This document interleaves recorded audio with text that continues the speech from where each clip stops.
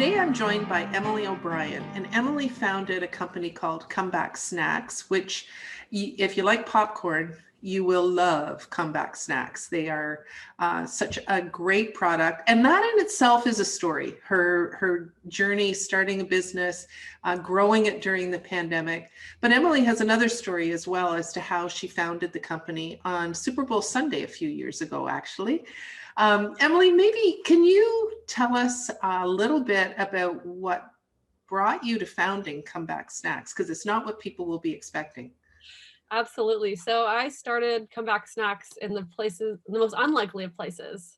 And that was federal prison when I was incarcerated in 2018. And this was after being arrested in 2015 and being put on house arrest. There's so many pieces to this story, but eventually I was sentenced to 4 years. And throughout my time in prison, I observed just like the lack of hope that people had and the challenges that people were facing when it came to release and just belief in themselves. And I really wanted to find a way to share my experience to also help change the stigma and also create employment. And so we were all having popcorn one day, and food was something that brought people together in prison. It made people laugh, it brought hope, and it also brought out the creativity in others. And so I kind of took all those things and was like, okay, the light bulb didn't go on, but the popcorn kernel popped. And that's when I knew that I was going to turn it into something meaningful. Well, you and I have talked about this before, and maybe you can share a little bit of your journey that brought you into federal prison, because it's not an uncommon one for women who are in federal institutions. And I always get disturbed with the impression that people have of people in prison, one that's wrong.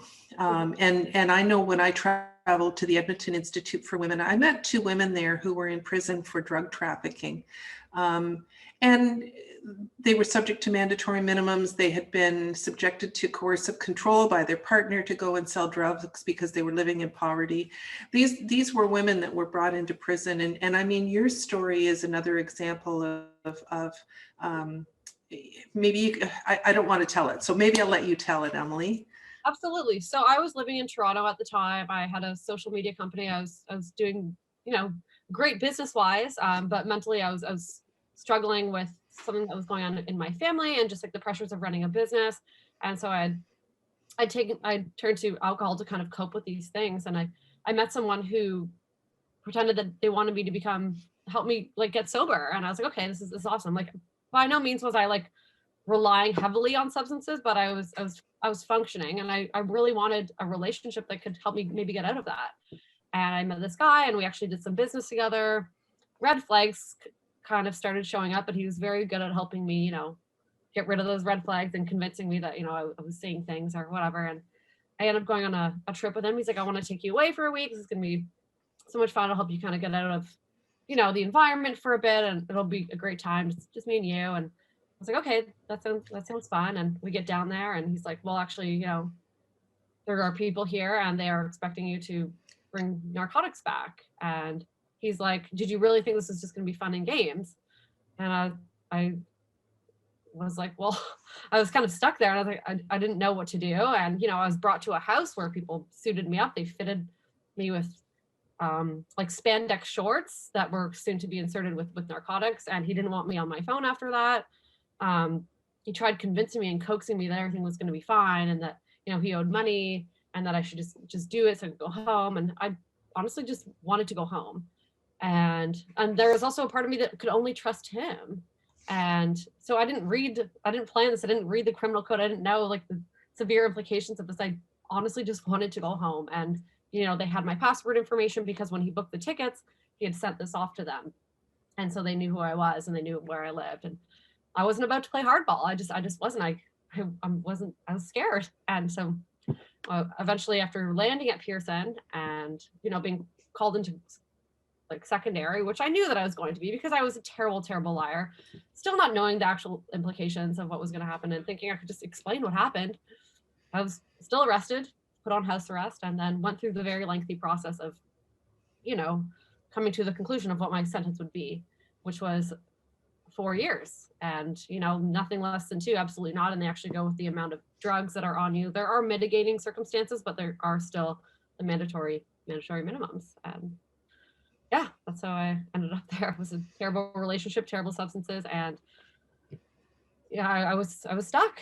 And good family, good background, good education, and just wanting to go home. Yeah, and your story, I'm sure you met women when you were at Grand Valley, right? Yes, yes, Yeah, and I'm sure you met other women whose backgrounds may have been different from yours, but who were in prison for very similar reasons. And maybe you can talk a little bit about, because you and I have talked about this, the lack of programming in prison to prepare women and men for when they leave. yeah, yeah, for sure. When I got to prison, I was honestly blown away with how many women were in there for the exact same thing. Yes, different circumstances to how they got there, but still nice people at heart, and still just you made a decision under emotional distress, or you were in another country, and you needed to get out of it, and it wasn't like with the desire to drive a Lamborghini and harm the community and why you should be banished from the community for the rest of your life because of this incident. And so yeah, I guess I got there, and then the programming is all about, it's not really about where you can go, it's about what you did. And it doesn't highlight your skills, and it doesn't help you believe in yourselves. It helps you, you know, relive the trauma that you went through. And it's very, very black box. And it's like, well, don't you forget that you did this, and you're not trusted. Even the family that comes to visit you are not trusted. Like, family are quasi victims of the crime as well, which is another issue that we could go into. But the programming is strictly all, how did you make this bad decision that harmed so many people, not about who kind of was involved in doing it to you. Well, And yeah, Edmonton Institute for Women, they were teaching the women how to sew. And I asked the warden, so why aren't you teaching these women skills that they can use when they're released? What are they going to do knowing how to sew? And they said, well, they can, get a job, as a seamstress. And I said, well, yeah, no. And even if they did, it's a minimum wage job. You're just driving them into a life where they're victimized, and then that revolving door, because it's very difficult to find employment once you leave prison. I mean, let's yeah, face it, Emily, you're the exception, not the rule for people that leave prison. In your business, you've made a point of really trying to empower other individuals who've left prison, and change perceptions by employers about the importance of hiring people who have been in prison, right? absolutely, absolutely. There are like some computer courses, but I think even just like what I thought was important was like how you tell your story and how you use your experiences as an asset. Like, one of the things that I actually did in prison was made a resume of all my prison jobs, even though I was a garbage lady, I was a librarian, and I used my inmate number for so I took this resume to the gym, and I was like, this is where I've been, and this is me, and this is where I want to go. But when it comes to even just like dealing with conflict and human interaction, like, the prison world is very different from, the people are the same essentially, but the world in prison is very different from the working environment on the outside. And so maybe we aren't all well equipped to deal with things that happen in the workplace, or even just how to problem solve, or even just like little micro classes that you can take. And there was one course, it was like a business class, and it was just like, I wouldn't even take it. And I consider myself it was just so over, it was even over my head. It was like having people try to do like these like very elaborate financial projections, and and most importantly, there's no follow through. It's like, okay, here, learn this in prison, but we're not going to help you apply it in the real world. Like, I would think that there would be some sort of thing, and that's why it's kind of inspired me to build my own. Like, once I'm done my sentence, I really want to build programs that can continue from the inside out. And the volunteers also help tremendously by building relationships. But in terms of skill building, there should be stuff that is builds more tangible skills that people can use and bring to an employer. And from the outside in, I think corporations have a corporate social responsibility to seek out people that have been through adversity, because often people that have been through adversity will fight for their lives to get something and to keep something, as which is often why they end up in prison in the first place. So it takes a number of factors and stakeholders to kind of make this all work. But it does start with more appropriate programming, I would think, that goes more fluidly from the inside out. So I want to talk about your business, but you used a term when we were chatting just before we started, and I'd love for you to use that again. Lockonomics, you said. Yeah. Yes. Yeah. So I mean, I went to school for international development. I graduated with honors, and one of my classes was economics. And it was an interesting class, and you really learned about when things cost too much, when to kind of get rid of them, or when there's limited supply, all this stuff. But what I learned about people when they leave, prison is that you have limited access to financing, right? You also have your credit is often shot with, no courses on how to do that in prison. That would be a great class to have in prison, is how to, rebuild credit. I'm living in a place where I know the person from high school. And so I was able to get an apartment where I could stay at, whereas like often if you have no credit, you can't get an apartment. So you rely on social assistance. And then so if you're not going to be hired by an employer, you either depend on these programs again, or you revert to back to prison, because that was your freedom.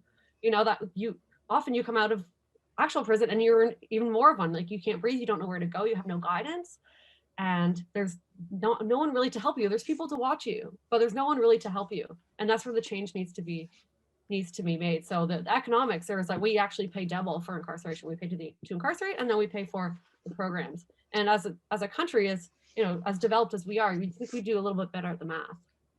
Oh, I agree with you. And I also, as you know, I don't support mandatory minimum penalties. It's not a way of getting tough on crime. And you're a great example of it, but there's so many more where people have been sent to prison and end up coming out worse than when they started, right? And we're just not supporting people. But I do want to talk about comeback snacks, because it's just so exciting what you've done, Emily. So tell me a little bit about your company and what you've been able to do. Yeah, so it started during a Super Bowl, and it started with a belief in myself and a belief in others. It didn't actually start with popcorn, and I knew that if I could look back on my life and see all the good things that I'd done and the progress that I'd made and the amazing support that I had, I knew that there was a place for me after this. And a lot of people that come into prison, they necessarily don't have the others that believe in themselves, and the prison system definitely isn't going to believe in you. And so I wanted to figure out a way to help them do that, because it doesn't feel good to do things on your own. And when I also saw how lucky I was to have the family that supported me, I knew that I couldn't have done it alone. And you need help to get to where you want to go sometimes, and to help share other people's stories, to realize actually how fortunate I was, and how, people that end up in prison often don't have the resources to hide their bad decisions, but people at the tops of companies have the resources to hide these bad decisions. And we all make decisions that we regret. And so I wanted to figure out a way to highlight the importance of forgiveness, of belief in yourself, of forging through adversity, but also understanding why people get incarcerated and why it's important to work collectively to bring them out. And part of that is employment and an open door policy. And so that's kind of what I've done with Comeback Snacks, and following my release into the halfway house.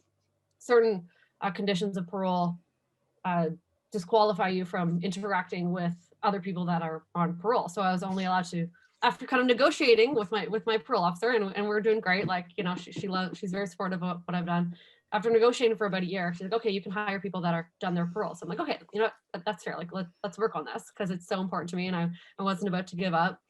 And so I have a staff of 4 now, and I work with 2 other women that I was incarcerated with, and they are great. And the best way to eradicate stigma is through proof. I could walk the walk, but I knew I had to put in the work to talk the talk, and the staff has done that. Like, we're a team. Like, there isn't really a ladder. Like, I derunged that ladder, and so it's kind of like we're all on the same level, and we're partners, and we can talk about our struggles and our failures that are often not accepted in these other organizations. And I feel like the best way to enhance confidence and also make people feel proud about where they work and want to continue to work with you and build more skills is by having those open policies and understanding people's backgrounds, as opposed to pretending like we're just this perfect person on a piece of paper, because we're not.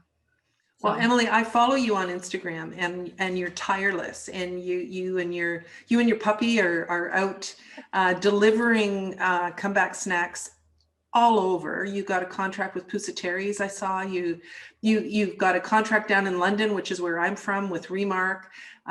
So and if people want to go online and order, it's delivered within like a couple of days. I was amazed at how quickly my popcorn came to me.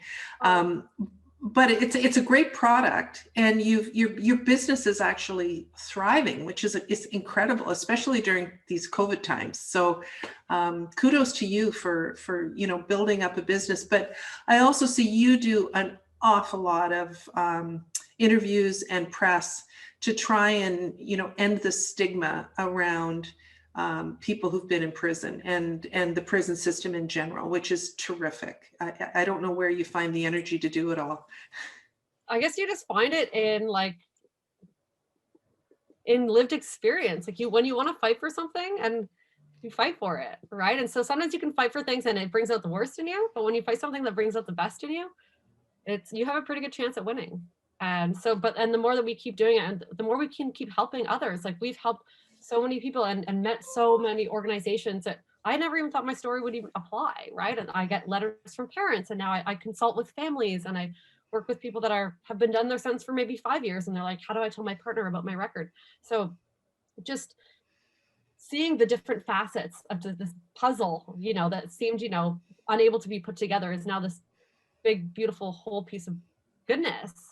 And when you see it, people's lives change because of it, you've really found your place and where you can go and help others go. Well, I'm so impressed, and we'll include a link to Comeback Snacks when we post this video. So if people want to go online and learn a little bit more, I strongly encourage you to follow Emily on social media. I mean, it's educational. It's also fun, and you get to see that adorable dog of yours. That's the name. Oh, is it? Yeah.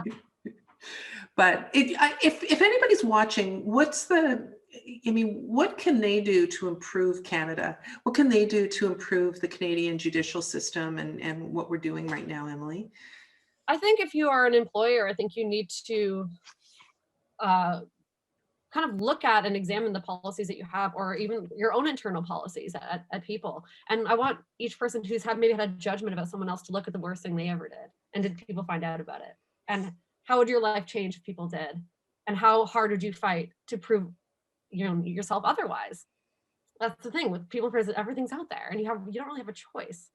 Unless you just want to, you don't want to keep it hidden forever. At least I was like, I could not live like that. If you have a spare time, try to volunteer. Even you can do something as simple as forgiving others for something that they did that was wrong. And because holding grudges is also a very toxic way to live. It's not proactive. It doesn't make things better. And I'm very loquacious about this kind of stuff. So it's like I could go on and on, but helping someone can come from a very micro level of sending someone, something that that shows you care, or it can be as an employer or as a volunteer, or if you work in the government, or try to just think differently about others that have been incarcerated, because we've all been in a prison. It just maybe wasn't a federal one. So. Well, Emily, I just think you're amazing, and I feel so blessed to have met you, and I just can't thank you enough for joining me and sharing your story. It means a lot. Thank you so much, and I'm sure we'll chat more. We can chat more down the road about criminal records and how long they should be on our record for. Well, that's another thing. Yeah, I completely agree with you on that. That's one of my budget asks, is to get rid of the fee for record suspensions, or when what used to be called pardons.